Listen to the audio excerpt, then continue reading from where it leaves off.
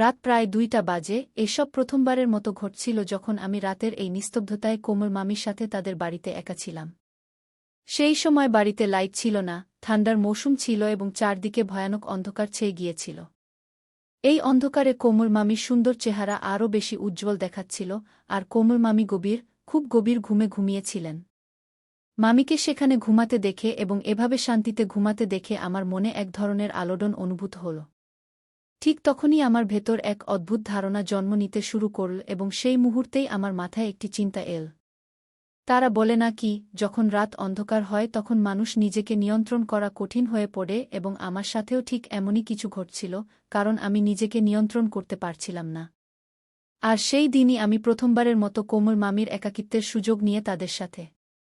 আমার কোমল মামি আমার থেকে মাত্র ৮ বছরের বড় ছিলেন।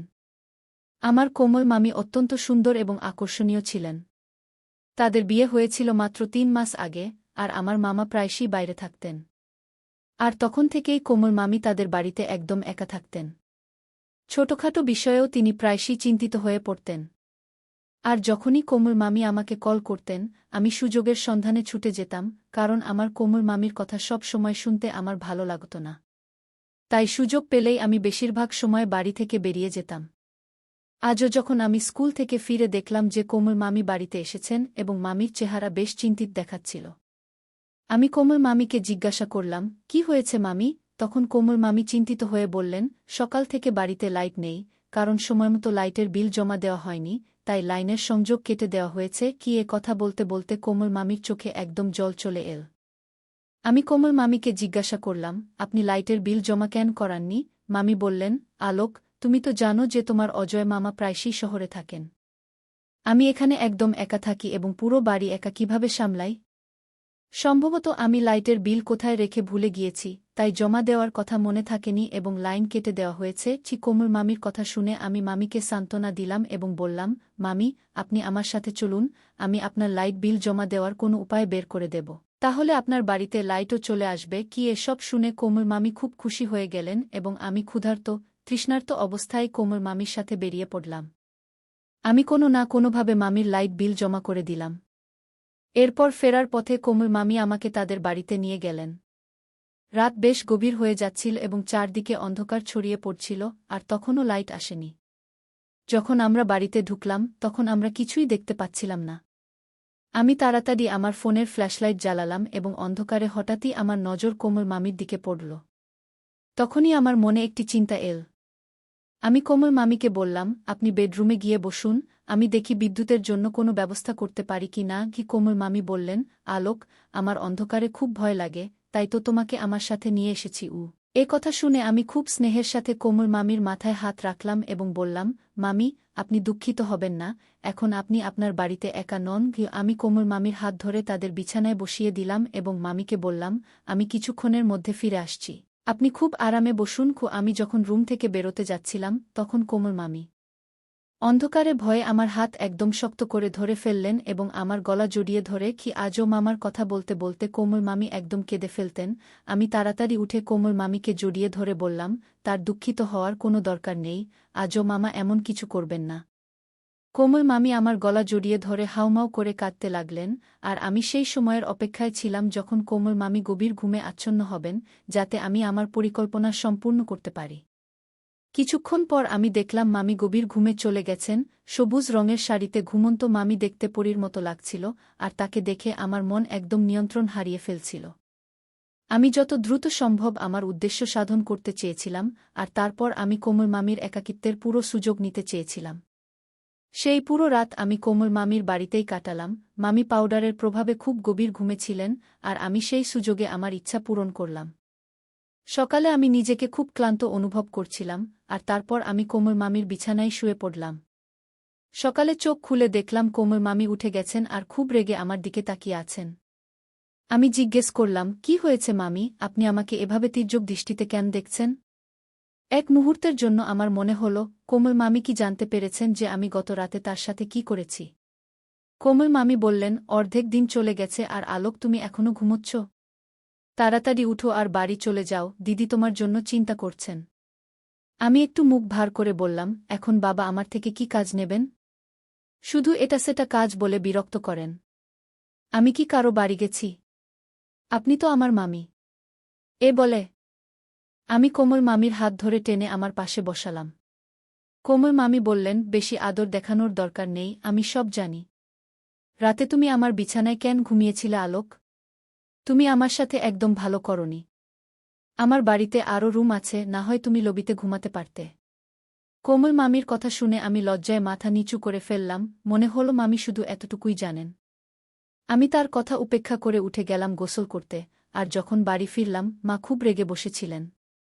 মা বললেন, আলোক তুমি এতদিন কোথায় ছিলে, আজ ফিরেছ? আমি মাকে বললাম, কোমল মামি অন্ধকারে খুব ভয় পেয়েছিলেন, তাই বাড়ি আসিনি। এখন সকালে মামির বাড়িতে লাইট চলে এসেছে, এখন কোমল মামি আর দুঃখিত হবেন না। মা বললেন, আলোক তোমার কোমল মামির ছোট ছোট বিষয় নিয়ে দুঃখ করার অভ্যাস হয়ে গেছে। কোমল মনে করেন আজও ভাইজা মুম্বাই যে আরেকটি বিয়ে করেছেন। কবে যে কোমলের এই সন্দেহ করার অভ্যাস ছাড়বে? কোমলের স্বামী আজও মুম্বাইয়ে টাকা কামানোর জন্য এত পরিশ্রম করেন, আর কোমল চান তার স্বামী সবসময় তার সাথে ফোনে লেগে থাকুক। মা কোমল মামির আচরণে খুব অভিযোগ করতেন, আর আমি মায়ের কথা শুনে শুধু মাথা নাড়ছিলাম। এমনি করে 3 দিন কেটে গেল, আর আমার আবার কোমল মামির বাড়ি যাওয়ার কোনো উপায় হচ্ছিল না। আমার মন খুব খারাপ ছিল যে কিভাবে মামির বাড়ি যাব। তারপর 3 দিন পর যখন আমি বন্ধুদের বাড়ি থেকে ফিরছিলাম, দেখলাম মা চিকেন বানাচ্ছেন। আমি ইচ্ছে করে মায়ের সামনে বললাম, কোমল মামি চিকেন খেতে খুব পছন্দ করেন।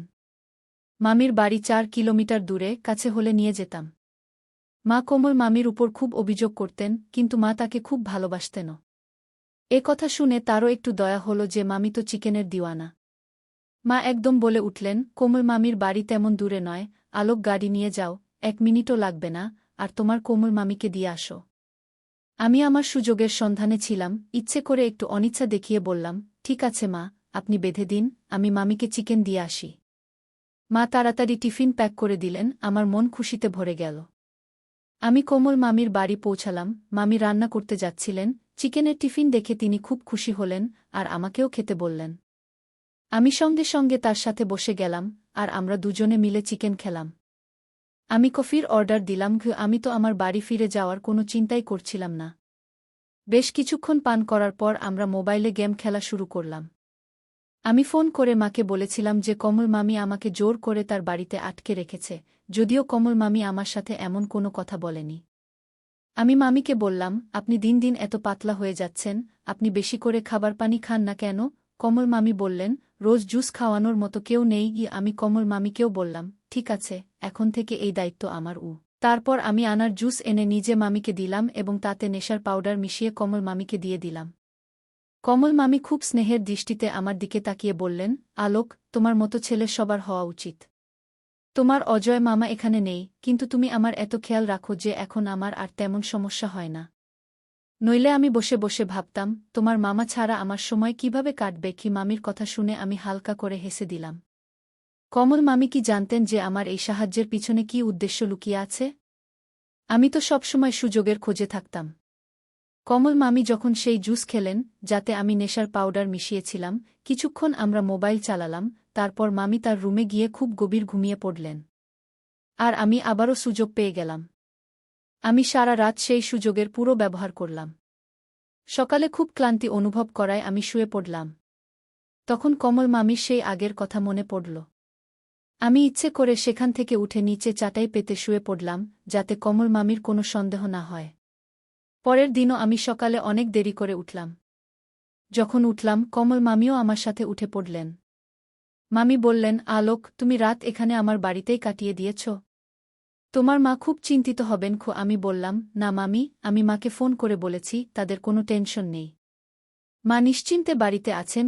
আমি বললাম, আপনার কারো সঙ্গ পাওয়া গেছে? নইলে মা সবসময় এই ভেবে দুঃখিত থাকতেন যে কমল একা বাড়িতে কিভাবে সময় কাটাচ্ছেন। দুপুরের দিকে প্রায় 1টার সময় আমি বাড়ি ফিরে এলাম। মা আমাকে বললেন, আলোক, তুমি তোমার পড়াশোনায়ও একটু মন দাও, নইলে তুমি তোমার কমল মামির চাকর হয়ে যাবে, আর তোমার পুরো জীবন নষ্ট হয়ে যাবে। আমি মাকে বললাম, মা, আপনি কি ধরনের কথা বলছেন? সে আপনার ভাইয়ের স্ত্রী, গরিব, একা থাকেন। যদি আমরা মামির কিছু কাজে লাগতে পারি, তাতে কি ক্ষতি? এখন আমি ঠিক করেছি যে আমি প্রতিদিন রাতে কমল মামির বাড়ি যাব, যাতে তার পাশে থাকতে পারি। আশেপাশের প্রতিবেশীরা বলেছে যে এখন কমল মামির গ্রামে অনেক চুরি হচ্ছে। আমার কথা শুনে মা আরও দুঃখিত হলেন এবং আমাকে বললেন, আলোক, ঠিক আছে, তুমি রোজ রাতে তোমার কমল মামির বাড়ি যাও, কিন্তু সকালের সময়মতো ফিরে আসবে। তোমার স্কুলের ছুটিতে তোমার বাবা খুব রেগে যান। আমি মাকে প্রতিশ্রুতি দিলাম যে আমি সকালের সময়মতো বাড়ি ফিরে আসব অথবা কমল মামির বাড়ি থেকে সরাসরি স্কুলে চলে যাব, তাহলে পড়াশোনারও ক্ষতি হবে না। আমি কমল মামির মাথায়ও এই কথা ভালো করে ঢুকিয়ে দিয়েছিলাম যে তার গ্রামে এখন লুটেরা চোর বেশি ঘুরছে। আমি তাকে এমন কিছু গল্প শুনিয়েছিলাম যাতে কমল মামিও খুব ভয় পেয়ে গিয়েছিলেন। আমি প্রতিবার আনার জুস নিয়ে কমল মামির বাড়ি পৌঁছে যেতাম, নিজে সেই জুসে নেশার পাউডার মিশিয়ে তাকে দিতাম, এবং তারপর কমল মামি গভীর ঘুমে পড়লে আমি আমার সুযোগের সদ্ব্যবহার শুরু করতাম। এখন আমি আমার এই কাজে খুব খুশি ছিলাম। আমি খুব সহজেই কমল মামিকে বোকা বানিয়ে দিতাম। মামি এখন প্রতিরাতেই আমাকে তার বাড়িতে থাকতে বলতেন, এবং এখন মায়েরও কোনো টেনশন ছিল না, কারণ আমি নিয়মিত স্কুলে যেতে শুরু করেছিলাম। কিন্তু এটা আমার জন্য খুব কঠিন হয়ে পড়ছিল যে রাতে এত পরিশ্রমের পর আমাকে সকালে খুব তাড়াতাড়ি উঠতে হতো। একদিন কোনোভাবে কমল মামির আমার উপর সন্দেহ হল। সেই রাতে আমি জুস নিয়ে মামির রুমে গেলে কমল মামি বললেন, আলোক, আমার এখন কিছু অদ্ভুত লাগছে। মনে হচ্ছে আমি রাতে নেশার অবস্থায় খুব গভীর ঘুমে পড়ে যাই এবং একবারও রাতে উঠি না, যদিও আগে এমন হতো না। আর আজ দুপুরে সাফাই করার সময় যখন আমি ডাস্টবিনে আবর্জনা ফেলতে গেলাম, তখন আমি এমন একটি প্যাকেট পেলাম, যা দেখে আমি হতবাক হয়ে গেলাম। কমল মামির কথা শুনে আমার শরীরের রক্ত যেন জমে গেল। যখন ওটা শুরু হলো, আমি একদমই বুঝে গেলাম চাচি কি দেখেছেন।